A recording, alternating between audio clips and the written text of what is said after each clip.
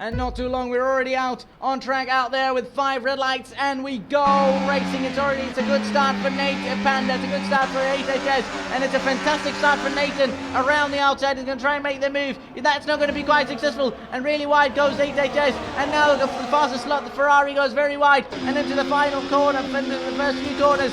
That is last place for the Ferrari. Having a look at now down the inside goes JT to make a move on the Haas driver. Those guys are still wheel to wheel, making it around the outside, almost making the move stick, but not quite though. Going to have the inside line into the next corner, and there hits the Haas. The Haas hits the wall, and that is another damage. He got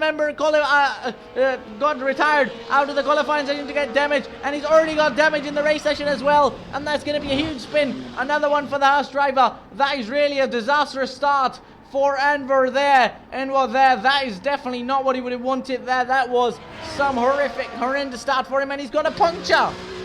He's really got a puncture out there, currently in the last place now, but the Red Bull still leading the way. Panda P1 and GHHS P2 at the moment. Red Bull 1-2.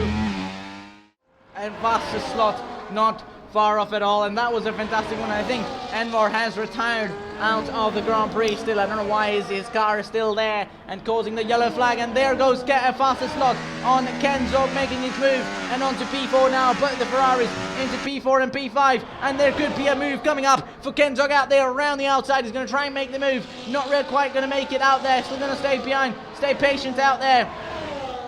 This time there is his big chance. He's going to use the battery. He doesn't do that though, but there's battery on the hot lap it is, and around the outside he's going to try and make the move stick. He's going to be able to defend the Ferrari. He surely would not be able to, and that is going to be one Ferrari for Kenzog. He's going to try and head over to JT now, try and get him up and try and make a move, but that's not going to be far off before JT makes his move. Sorry, fastest slot going to try and make that move, but not quite make it there. Really close, almost going into the gravel trap out there. And HHS now get HHS and now going to get a final fastest lap of the race. Currently just within his teammate, but within half a second of his teammate, and around the outside is going to go HHS, going to make the move and be the new race leader for the Australian Grand Prix. It was only 3 laps that took HHS to really take THW to get the lead of the Australian Grand Prix. He's got the fastest up on the previous one, but sure, his teammate's not going to leave him behind at all. He's not going to leave any chance to overtake him back again onto his teammate now, and still it's really close between Kenzog and fastest slot. There could be one more chance for Kenzog around the outside, but is he going to be able to defend from his from the Ferrari behind, or try and overtake the Ferrari ahead? It's going to be interesting to see how the things are going to pan out, and around the outside is going to be going Kenzog into turn 11, and that's going to be a move done for the Aston Martin driver, making it 3 and 4, but surely JT's going to come back at him. JT's not going to leave him behind at all, but we'll have to see if he's able to defend it, if he's able to keep the position at the end of what these guys do.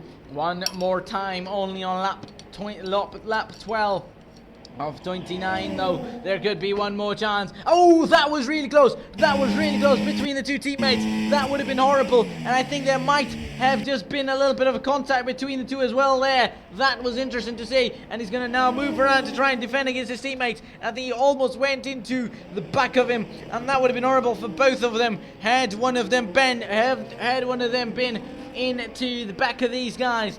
That would have been really interesting. And the DRS zone after this, the fourth and the final DRS zone on this circuit is normally the chance for him, but I think he's actually far away now. That is a huge gap. The gap about 2 seconds now, and that's almost a huge lockup for Panda out there, and he goes really wide and goes into the gravel trap as well. He's going to lose even more time to his teammate. That is not going Panda's way at all, and exactly I said he surely should have damage, and he does have damage from the previous collision, running into the back of his teammate there, and surely the damage that we couldn't see earlier, we just do see it now, and that is going to be some big damage to Panda, and I think his penalty is not going to be paid as well, or is it getting paid? Because that is some stickings, but I don't think the penalty is getting paid now, and that now would be close between Kenzog and Panda out there, both of them having the penalties, both of them having a 3-second time penalties. Pretty much anything they finish on would be their positions would be counted though, but we'll have to wait and see at the moment. And now His chances of winning, the dream of winning here at Australia, might be becoming a reality very soon,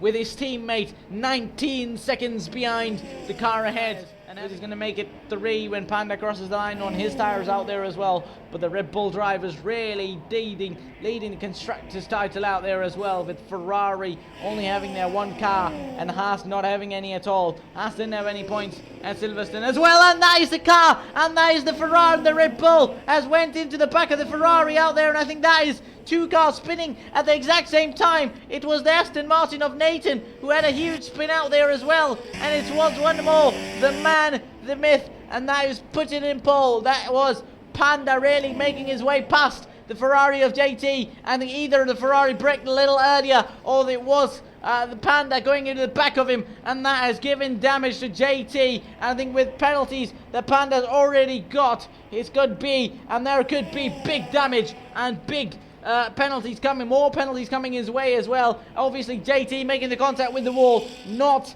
having a front wing at all, and that is big damage to his car and going to make him lose a lot of time. Sure, he's almost a lap down already on the field, and not much but he's got in this left in this race, but I think he's definitely is going to want to finish the race though. Having 2 cars each out there on the track, I think that would have been some mismanagement. And now JT misses the pit entry out there and almost hits the pit lane wall as well, and that is going to cause a safety car. And that is going to be causing a safety car, which would probably bring out some drivers into the pits as well. Panda might just go on to take the lead of the race, as if he does not pit, and the others come on to pit to the hard or to the medium tire now. But we'll have to see. I think the 15 seconds of gap of THW is going to come down to pretty much 0 now, with the second safety car of this session out there. That is going to be from delight to disaster for him. Obviously not disaster yet, still got many laps, still got many chances to get going for him, but sure, he would not like that, and he would not want this safety car to be around. And obviously with Kenzok making all those seconds back on him, so will Panda and Kenzok and Nathan and JT now. But surely he was a lap down, but as long as he's able to pit now, and surely he has pitted. Both the Red Bull drivers owing around, weaving around. Have they went for it? Has THW went for it? When is he going to go for it? Still going slow, still going really slow. Then third gear, weaving around, still trying to play off his teammates, still trying to play off. He can all he can, but he's just went for it already, pushing it around and using all the Yaris he can to try and stay ahead of his teammate. But sure, he's going to be able to stay ahead, but Kenzok will not be. His teammate's going to try and attack him. Around the outside goes Nathan, even on those hard compound tires and those cold tires under the safety car, has really Nathan shown his true pace, and surely all of the time he lost, he's going to gain it back again. JT not making any progress yet in this race, but surely the progress we thought the top 2 are going to make, it is not going to be happening at the moment, with these Aston Martin boys now giving us a good fight as well. That could well be a big chance, and I think these guys are leading the constructors as Pierre. Surely the Red Bull are leading the constructors obviously, but other than those guys, it's these guys. And one more chance, that was really close again. Kenzok could have had a chance. Medium tire versus our tire, and really close between these two now, and their one wrong move could just be front wing off for the car behind, and a huge one there. I think obviously Nathan Kenzok had to back off.